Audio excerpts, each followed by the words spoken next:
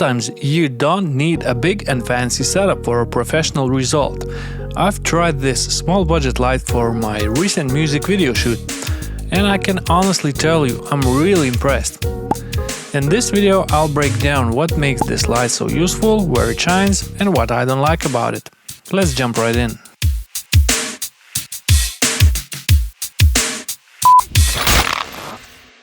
Hi, my name is Vitas, and after 5 years of building my career as a paid filmmaker, I'm here to share my knowledge about the gear that actually matters. And today I'm testing this tiny little light from Zhiyun. Quick disclaimer, Zhiyun did send me this light to test, so thanks to them, but this video isn't sponsored. So what you'll hear is my honest take, what worked, what didn't, and whether I'd actually use it again. Alright, the Cinepeer CX50 RGB. Kind of a fancy name for what's actually a very straightforward and easy to use light. Let's talk power first. It's rated at 50 watts, and as you can see, it can absolutely work as a key light when needed. Now sure, if you're aiming for that softer look, you'll still want a bigger source or a large diffuser. But for a minimal setup, this thing performs surprisingly well. What really makes it stand out though is the portability. For someone like me, working solo most of the time, that's a lifesaver. I often shoot in run-and-gun setups, small rooms, and on tight schedules, where big rigs just slow you down. This would also be perfect for travel. It barely takes up space in your bag and weighs just less than 600 grams. And compared to other lights in the same power class, it's almost half the size. Take last week, I had a music video shoot inside this amusement arena. No gaffer team, limited time in the venue, so I packed this tiny light. And this thing came in handy more than once. I mainly used it as a backlight, which for me is sometimes more important than the key light. It adds shape, depth, and gives the shot some life. And the CX50 delivered without getting in the way.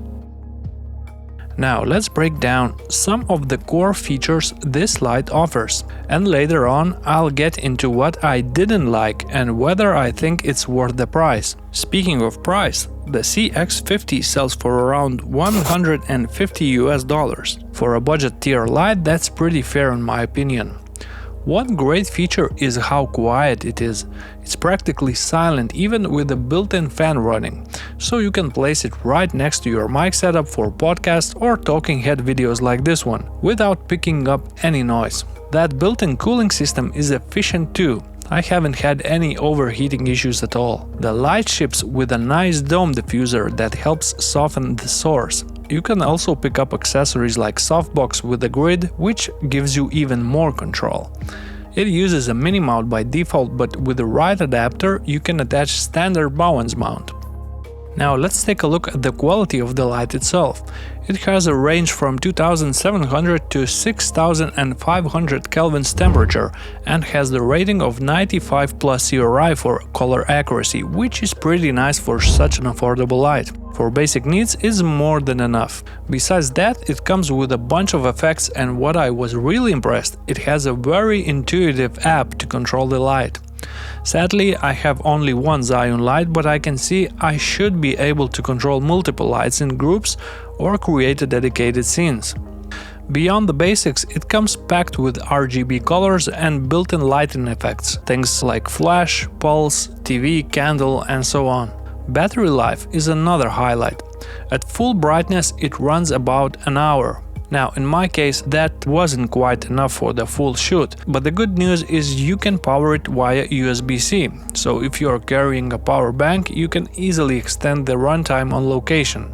There's also an optional 24-volt DC input if you want to plug it straight into the wall outlet for longer sessions, but you need to get the adapter yourself. Now for mounting, since this light is so small and lightweight, I pair it with a simple light stand from Amazon. On top, I've added a basic ball head tripod mount, which makes angle adjustments quick and easy.